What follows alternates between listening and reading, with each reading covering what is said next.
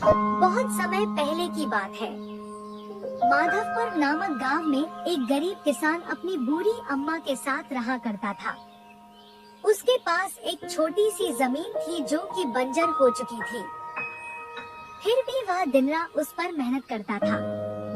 मोहन बहुत ही मेहनती और ईमानदार था।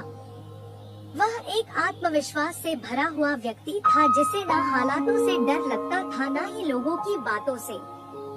हर दिन सूरज उगने से पहले ही वह उसी आत्मविश्वास के साथ उठता और अपने खेत की ओर बढ़ता जहां सिर्फ बंजर जमीन थी, लेकिन उसके सपनों की हरियाली छिपी हुई थी।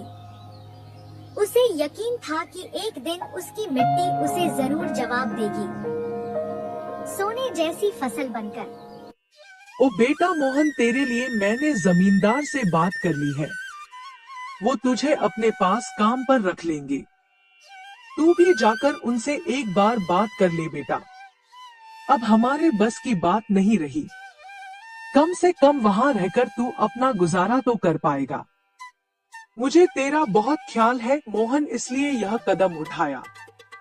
जाकर बात कर ले, सब ठीक हो जाएगा।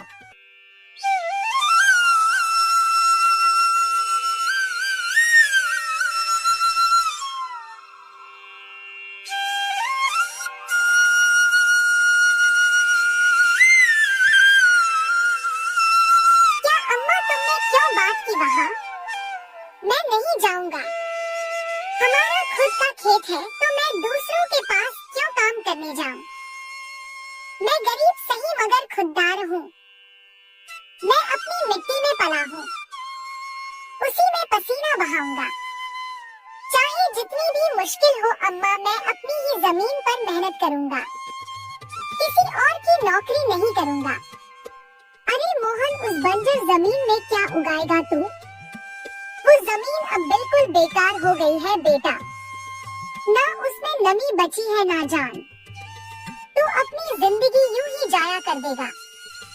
उस जमीन को संवारते संवारते मैं जानती हूँ तेरा हौसला बड़ा है, पर बेटा हौसले से पेट नहीं भरता।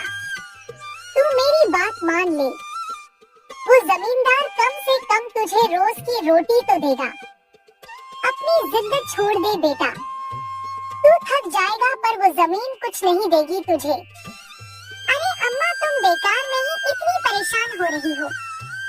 देखना, एक दिन मैं उसी जमीन से सोना निकालूंगा। यह जमीन ही हमारी सबसे बड़ी ताकत बनेगी।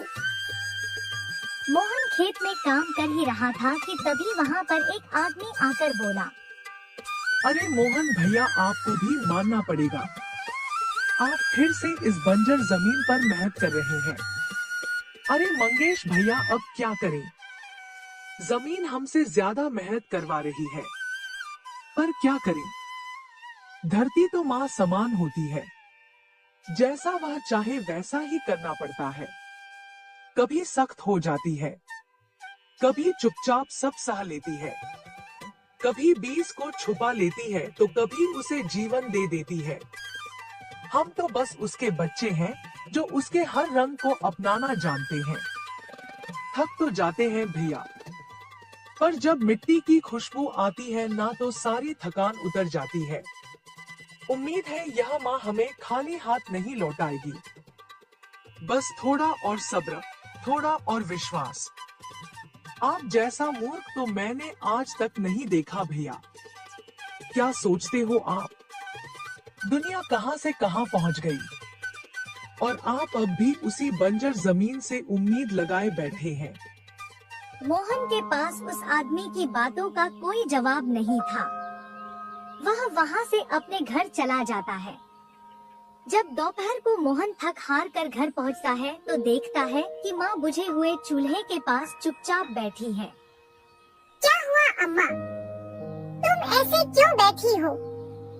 खाना क्यों नहीं बनाया? क्या बात है?